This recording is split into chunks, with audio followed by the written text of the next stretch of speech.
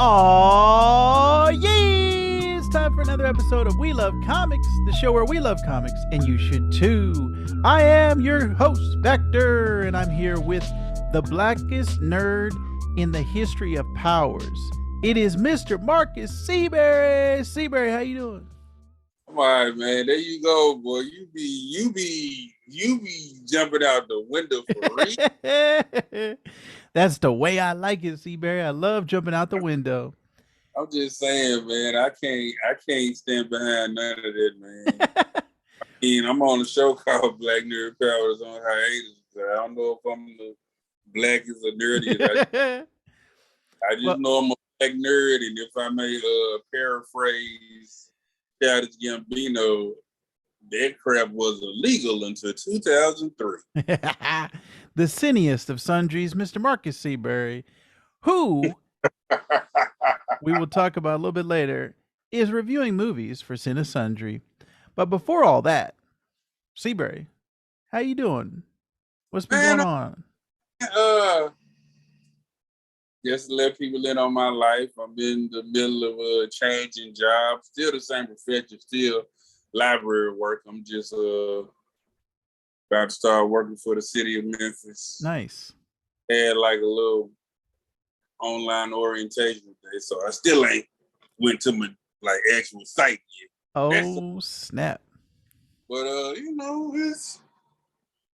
I'm a little nervous, but I mean, it's libraries, it's books, it's talking to people. I've been doing this I've been talking to people since speeches in church and Sunday school. I've been doing library work since I was a student working in 1996. So I guess this is kind of my life's work. But nice. But enough about that adult stuff. It's time. It's time to get new figure alert. New figure alert. Yeah. Oh. Random Beauty. This is a Toy Biz X-Men figure from the 90s. My comic shop was having a sale. Scott Collins was at my shop, and he, drew sketches for folks and chopped it up. I don't know. I didn't see any trade to just grab me, but I was like, I don't own a Colossus figure, and it is a garish, just silly Colossus figure. And it's 90s. I don't know, even a lot of stuff that I said was dumb back in the 90s. Now I'd be like, you know what? I got nostalgia for it. Plus, it was like $9.99. So, Nice. I didn't break the bank. Then I want to show you, my brother gave me a gift card to Walmart. So for my birthday past recently, June 5th. So I was like, let's get some wrestling men. Ooh-wee. Yeah, I got a Cena. This is the only John Cena I've ever owned. So I was like, and he might get replaced, but I was like, all right, that'll be my Cena. It was like $9.99. And then I ventured back into the world of AEW figures. I have a Dustin Rhodes. Oh, nice. Yeah. People may know him as Goldust. Now he's going by his government name in AEW. Occasional wrestler, mainly a coach, trying to, mold that next generation. Nice. So those are the new figures of the week. Yeah. Very nice, Seaberry. Very nice. And we also have some new comics to talk about, Seaberry. Oh, yeah. I wanted to go first, Seaberry, because there's a comic that's been getting a little bit of backlash this last week. And I got a chance to read it, called What If Miles Morales #4. Now, Seaberry, have you read any of these Miles Morales What If books? About the first one, I guess it was Donnie or one of the staff members that comes in collectibles in Memphis, Tennessee, was like, "You like that Miles Morales stuff, right?" Here, I really hadn't planned on buying one. I was like, "This feels like a trade," but I was like, "All right, they pulled it for me. I'm curious." And let me see. Whoa. Who was he in the first one? Was he Captain America in the first one? I believe so. That was... Yeah, So like I read that one. I liked it, man. Trying to keep my budget down. I already got like 11 or 12 books on my pull list as it is. So I was like, I'll pick up the rest in the trade. Yeah, it's not a bad thing to do. Wait for the trade on this one. The second one, it's what if Miles Morales became Wolverine. The third one is what if Miles Morales became the Hulk. And now this one, what if Miles Morales became Thor? And then the fifth and final issue, which is not out yet, is where they all come together next month. And I guess they're going to be a Miles team up, and including the 616 Miles, because on the cover he's got that new outfit that I don't like, Seaberry. I do not like that new suit. Yeah. Bazura. But this one right here was written by Yehudi Mercado. Yes, a guy whose praises I've sang on this very show. I'm like, Yehudi? Got me out here praising now. We got cover artist Paco Medina and pencils by Luigi Zagaria and Paco Medina as well. So I was actually going to say something about this book even before the controversy, which I sent Seaberry right before we started recording. There's quite a bit of fan backlash to what has been deemed as racially insensitive depictions. And what I wanted to call out, Seaberry, was the whole book. It feels like what a non-black person thinks that black people talk like. And I think you talked about this with what was his name? Falcon. There was some Falcon books maybe where it was like, or Luke Cage too. Yeah. Where, dude, Sam Wilson doesn't use slang. All black people don't use slang. Right. And that's kind of how I felt in this book, where like it was way over the top exaggeration on using slang, using just the hip lingo of the day, and it just felt forced to me. And I felt like that's not who Miles was when he was first created. That's not who he was when he was into the Spider-Verse. Everything up to this point has felt kind of natural, even in the video game, the PlayStation video game. So this comic, it really kind of turned me off to the point where I was like, I'm going to have to give this one a burn, Seaberry. That's my rating on this one, because it just felt forced. That's the only way I can describe it. It just felt forced. I understand. But now let me try to go to bat for Yehudi Mercado. Guy I've interviewed, guy I talked to on Facebook on occasion. Like, South Food didn't come off forced to me. South Food, you got black people who speak different ways. Some black people speaking slang or 80s slang. One black guy, he's trying not to curse. He says a lot of gosh darn it and shuck dag nabbits. Like, it just felt cool. And like, I know Yehudi's a hip hop head. Like, he literally makes Spotify playlists for side food. Like, so I mean,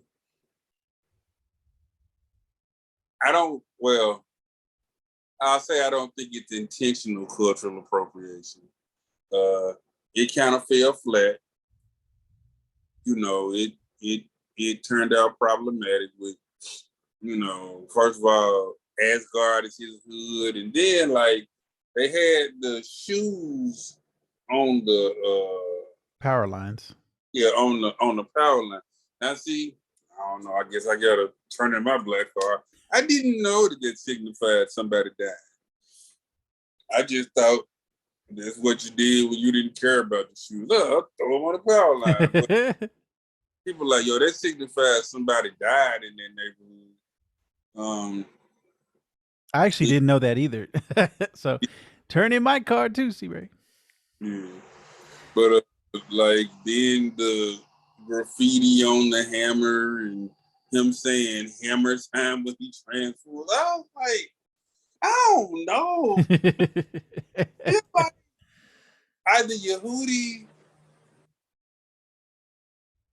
like I said, I don't think he was trying to deliberately lampoon black culture. Mm-hmm. He seemed to be pretty respectful. I just say this was a misfire. Like, or like, I don't know, man. Maybe some editors were like, come on, Yehudi, black it up. Because ironically, the preceding 3 issues were written by Black people. Right. And the next one is too. Cody Ziegler's writing the next one. Yeah, then this one, Yehudi came in, and I'm like, man, dude, because like I said, we're not friends per se, but I've communicated with him online, and I'm a fan of Safu and other stuff he's doing, and I don't think it was intentional, man. Like based on what I've seen and what he talks about hip hop culture, I don't think it was intentional. I just think, it was like a misfire. It's just like, man, like you kind of went over the top with it, man. You know what it reminds me of? You know how like McDonald's would bring out a new product and there'd be the white commercial? Guys, that sounds neat. Come on, gang, we're going to McDonald's. Then the black one would be like, yo, son. Yo, man, this new McRib is all that. And they would play it on BET. Yeah. That's what it kind of felt like to me too. I did like they got Uncle Aaron is Loki, and then Miles is Thor, and then Miles's dad is Odin. So that's kind of how they switch it up. But Miles is the only one in the entire book that's written to speak like that. Even though everybody's from Asgard, Miles is the only one that speaks in this exaggerated, over the top slang. So that was really what got it for me. It wasn't the shoes on the power line. It wasn't the graffiti on Mjolnir or Miles wearing sneakers. It was the dialogue, the over the top dialogue, and that always turns me off in any comic that I read, where I feel like they're trying to force it. And it doesn't even have to be like a racial thing. Even if I feel like an older writer making them try to sound young, and they're like, "Oh yeah, what's on the TikToks today, buddies?" Like, that doesn't fly for me. So I'm not a huge fan of that. So, or I might buy the drugs. So hopefully the next issue, like I said, it's a good thing to wait for trade, Seaberry, because collecting all these together is going to be fun, because it's like the Miles Avengers basically that are coming together to solve a problem. But yeah, this one for me is a burn, Seaberry. Not worth it for me.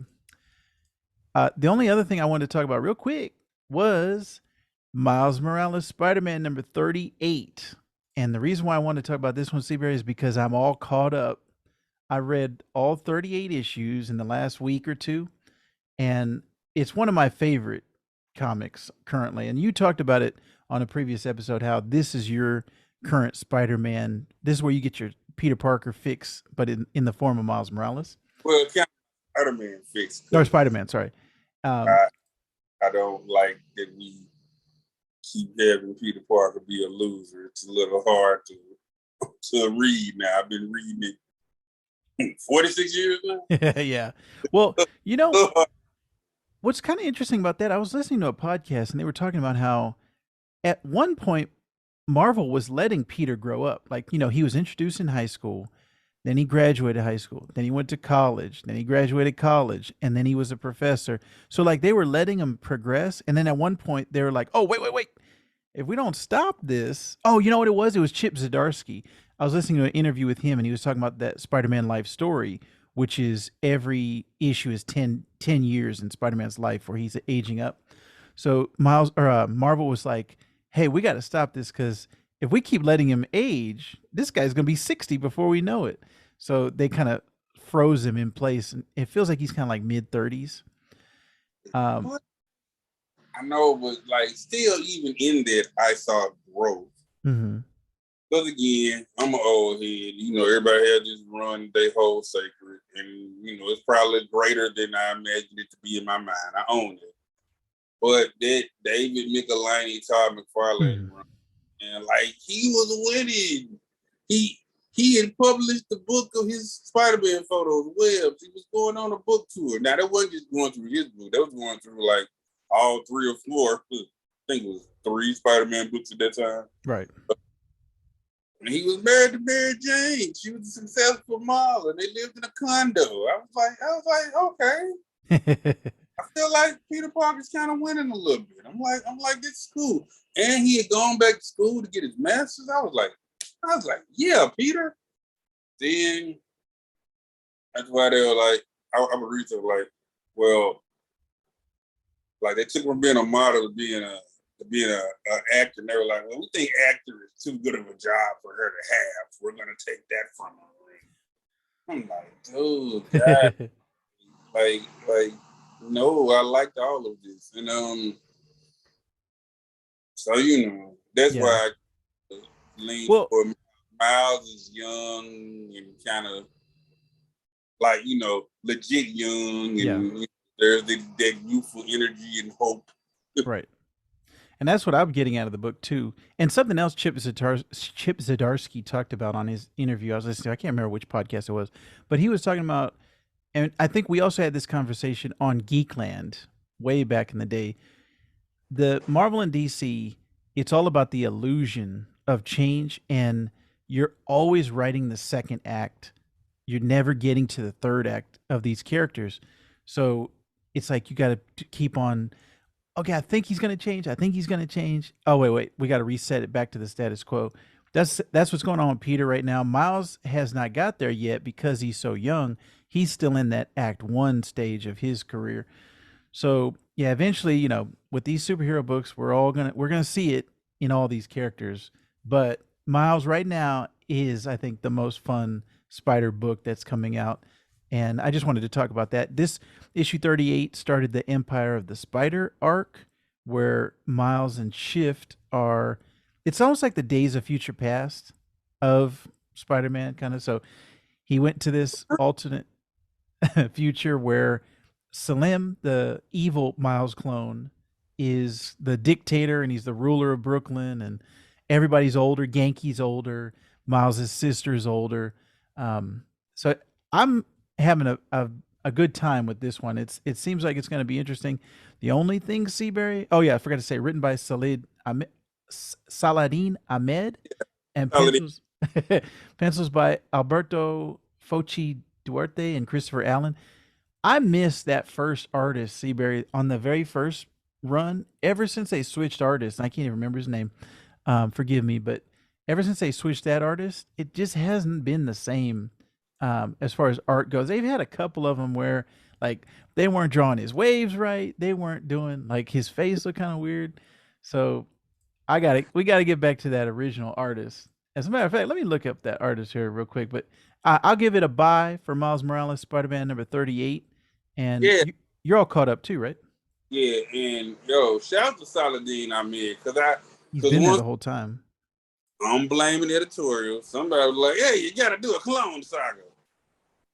And when I first heard he was gonna do a Clone Saga, I was like, "No." See, I'm like, because that's what made me stop buying the Makes back in the day.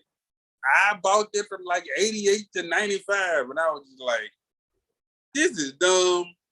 I'm gonna what gets dumber, and I'll come back later. What's crazy, Chip Zdarsky said the exact same thing. He said that's what it killed it for him, where he stopped buying all comics at that point. He said he was buying like every issue of Spider-Man.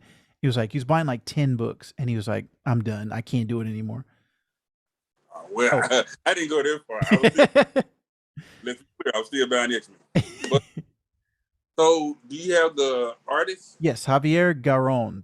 That guy, I like his art. I love the way he draws Miles. Yeah, he was dope. I mean, like I said, man, I just hit a point where it was hard for me to stomach Peter Parker every month. So I was like, okay, Miles, I give you a go. But like I said, I think Saladin Ahmed took the clone stuff, went in an interesting way. Because like Shift is a clone that doesn't speak, but he's kind of seriously mutated and like almost has like Venom type powers. Yes. Right. But like at first he grossed me out, but like now, like he's kind of grown on me. And yeah. It's like, right. Shit, like I'm cool with that little duo. Yeah. And so I'm the same way. Is a jerk. Like he's a cad, if I think old school terminology. So like I'm just really interested in seeing what develops. Actually, as we record this, I believe the next issue is coming out tomorrow. Oh, nice. Yeah, I definitely am going to pick that one up, Seaberry, because, like I said, I've been super enjoying it. I actually got caught up on Marvel Unlimited. I was able to get well, they're 3 months behind, but that's what really Marvel Unlimited is great for, is getting caught up on stuff that you're behind on. So I'm very happy. Highly recommend Miles Morales Spider-Man. Seaberry, what you been reading this week? All right. Check it. First, I'm going to hit you with the stuff I'm just going to rate. All right, first we got to talk about this X-Men Red number 3. Man, it's all kind of battle and stuff on Araco, which used to be Mars, and kind of had this more little warrior race of mutants. Really, Cyclops' brother Vulcan was supposed to fight this guy. Well, he kind of get washed, but then Magneto swooped in, puts his helmet on dude because it like, dampens mutant powers and all that. He said his helmet blocks mental powers because dude's power was controlling DNA, and it's kind of a mental based power. So he put the helmet on and he just killed him like quick. That's pretty much what happened. Oh, boy. I ain't supposed to be revealing, my bad. Bro, this Human, Human writer, Stefano Caselli artist, Federico Blee, and Proto Bunkers Fernando Cifuentes did the color. Good book. I liked it. I mean, I just really like where X-Men been going. And I feel like this one might be pivotal English. So let's give that a buy. Nice. I love Stefano Caselli's art. Me too. And I got the Dark Crisis 1. That's one of the main DC little miniseries. And I gotta say, Seabury, I've been out of DC for a little while. Like the last month has been all Marvel for me, and I'm using this as my DC jumping in point. So I did read this. Yes. Good idea. Joshua Williams did the script, Daniel Samper did the art, Alejandro Sanchez did the colors. Justice League is somewhat dead, and word? We attacking everybody. And like literally all hell is broke loose, and it's crazy and chaotic. And I like it. I also liked it. Said on previous episodes, I like it. I'm gonna give that a 5. Then I got Naomi season 2 number 4, written by my boy Brian Michael Bendis and David F. Walker. And he created Naomi. Yeah, they're the co-creators. And Jamal Campbell is the artist. Yes, he did the colors too. Cool issue, but like nothing new really developed. Just stuff, kind of progressing the story along. I give it a borrow. Still just kind of one of them in between issues. It didn't really just pop off. Book I got to rate and review this week is Do a Powerbomb number 1. All right. This is written and drawn by Daniel Warren Johnson. He's also done like Murder Falcon, and he's done like a Wonder Woman Black Label story. And Mike Spicer does the covers. Well, first, we see this woman. You were Steel Rose, and she was the Tokyo Grand World Heavyweight Champion. I guess mild spoiler, there was an accident. It kind of ends her wrestling career. And, but like, her daughter saw this. So her daughter grows up, tries to be a wrestler, even though, her dad didn't want to. But Lona still rolls. You just see her like really having a tough time of it. People are scared to train her because of who her mom was. And she like, I'm not gonna give up. She's tough and plucky. Then she meets some guy. I think he's a demon. Yeah, necromancer. Yeah, necromancer. He's like, I'm gonna give you the belt, and we're gonna see about your bum. So she got some serious decisions to make, and that's how issue 1 ends. I love it. I'm not a big fan of the occult, but I'm kind of like making an exception because it's a well-written story, and I'm a wrestling nerd. Like, I literally just showed y'all some wrestling figures.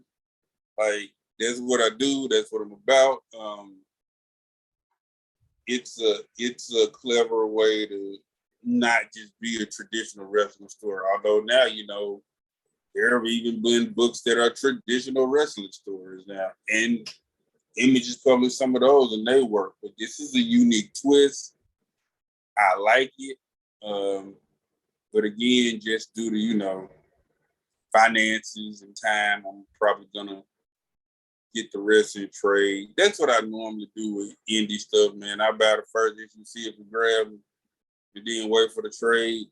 Like I try to explain to my people at my comic store, I'm like, if it's self-contained, a lot of times I don't feel just a great need to be like, oh, I gotta buy it monthly. I'll be like, all Right. I like it. Good. I'll wait until the trade, and then a lot of times Images first trades tend to be like $9.99 a lot of times, so that's good. So that's probably the route I'm gonna go with that one. But definitely do a Powerbomb is a buy. Nice. Looks like it's going to be a 7-issue series, and the way that Image describes it in the solicits, it's the wrestler meets Dragon Ball Z. Now you got me on those two things. If you're going to talk about things that I love, The Wrestler was a fantastic movie. I think that came out when I was living in Memphis, Seaberry. Yes. I Yeah. think And Dragon Ball Z, I'm a huge, I don't know if you noticed, but I'm wearing a Dragon Ball Z shirt at the moment. Um, I enjoyed it as well. And Daniel Warren Johnson is also writing the Jurassic League over at DC. And that's that book where all the Justice League are dinosaurs. yeah, I'm not gonna buy that. It's funny. That book has been really polarizing because my buddy Schaff, who I do the TREKnological podcast with, and Geek, so to speak, he loved the concept of just dinosaurs. The Justice League is dinosaurs. That's all you need to say. He was buying it. He put on his pull list. He's buying it every week, loving it. And then I talked to, I think, our buddy Ben Songer, and he had the same reaction as you. All right, dinosaurs, I'm out. I don't care about that. So it's interesting. I've seen this polarized take on it. But it is a full disclosure. I done bought some dumb stuff.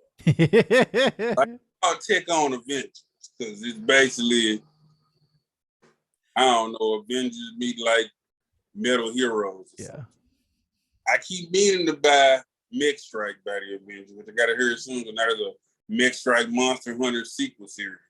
But that book's basically the Avengers all with giant mecha. DC is about to do DC mecha. If I don't buy the first issue, I'm probably going to buy the trade. So like I have my dumb stuff that I but like I'm not a big dinosaur guy. Like, oh man. Like it took me years to see the first 2 Jurassic Park movies, and I never saw the third one in the original trilogy. And I didn't see the first 2 in the Chris Pratt trilogy. Saw that last one. Gotta review that on the CineSundry. Nice. But like I said, dinosaurs, goofy dinosaur stories are not my kryptonite. Now, if it's giant robots and wrestling, I'd be like, sign me up, pal. So you never liked the Dinobots on Transformers? Well, that's an exception. That was Oh Transformers. wow. Okay. Well, we'll get You know, into we'll get into Seaberry's transgressions later. But I want to thank everybody for listening. We've come to the end of We Love Comics, the show where we love comics, and you should too. I also wanted to let everybody know that we've got a couple giant size issues coming up here, Seaberry, with our Boy Hunter Camp. We've got a Tim Sale retrospective coming up. oh, that's good because I mean I've read it before, but this weekend I was at a store near my parents' house in Moscow, Tennessee, called Jupiter Comics, and I bought a beat up old edition of Superman for All Seasons. Ooh, one of my favorites. So, See, I didn't love it the first time. oh man. I felt it was too derivative of John Byrne's Man of Steel. Mm. But that was 13 years ago. So, Right. you know, I'm gonna read it again. Let's see, things might be different. Yeah. So definitely, because actually, I was just listening to a podcast with Brian K. Vaughan, as you know, my favorite writer, and he was talking about how he doesn't like to go back and revisit books because a lot of times they don't live up to his original memory of loving the things. And he's like, it's not the books who have changed, it's me who's changed. Just time, experience, years. And then also him being a creator, he's like, sometimes I'll take from other books that I love and put them in my books. And then when I go back and read what I was originally inspired by, it's not as fresh anymore. I think he was talking about Watchmen. I don't know if he was specifically saying Watchmen doesn't hold up for him, but I just found that interesting. So yeah, definitely let us know, Seaberry, in our Tim Sale retrospective, which we have coming up. And then also, Seaberry, in a future issue of our giant size topic, comics and manga, the difference between them, and then the appeal of manga overall. So I definitely want to get Seaberry's thoughts on that, and I've got some to share as well. So stay tuned. Coming up on We Love Comics, we've got some nice topic issues as well as our little pull list, as you heard or saw on this episode, just whatever we're reading throughout the week. Seaberry, speaking of throughout the week, don't forget you have two places that you can catch Seaberry. One is on hiatus and one is ongoing. Tell them about it, Seaberry. Yeah, Black Nerd Power is on hiatus right now, but you can listen to all the past episodes on the Kudzukian app. That is KUDZUKIAN. It is in the App Store and it is on Google Play. And you can also go to CineSundry. That is a show I do in conjunction with On Location Memphis. Now, as I said, my most recent review that is up is Jurassic World Dominion. Also I've got a review of Top Gun Maverick coming, and this Sunday you can catch it live. Well, it'll go out live. You can also catch it whenever after that. Right. Me and the one of my friends who's a writer for the Memphis Flyer, Christopher McCoy, we're gonna do a deep dive into the Obi-Wan series, which is wrapping this Wednesday. Actually, as we record this, Seaberry, it's coming out tonight at midnight, so I will be staying up for that. Okay. Well, I'll be late for that. Because my wife had to be at work early in the morning. So it's a no for me, dog. But I am 5 and 6, and I don't know. I might go back and rewatch all of them because I got to get my questions right, man. I gotta say this though, young Leia worked my nerves a little bit on this. It's like, girl, with your mind, get somewhere and sit down, Leia. I've also seen her be very polarizing. I've seen, like, my wife loves her, and can't get enough of her. And then I've seen others that have your take on it, and they're like, all right, too much kid actors. We don't need kid Leia. We don't need all this. So I've seen both perspectives on it, but my wife is a huge Darth Vader fan. She's got a Darth Vader tattoo on her back, so she is loving this series, and we can't wait. Also, I want to let everybody know that we are a podcast network. We Love Comics is part of the Geek, so to speak, podcast network, where you can find other great shows, including Geek, so to speak, which is currently on hiatus, the Sandbox Gamers, which is our video game podcast, and TREKnological, our Star Trek podcast. So check all those out at geeksotospeak.com/network. And like I said, we will be back next week with Hunter Camp talking about Tim Sale. So please join us for that. Oh, don't forget, if you're listening on YouTube, please leave us a comment down below. Subscribe for all of our episodes. Hit that notification bell. We Love Comics is a show where we love comics. And you should too.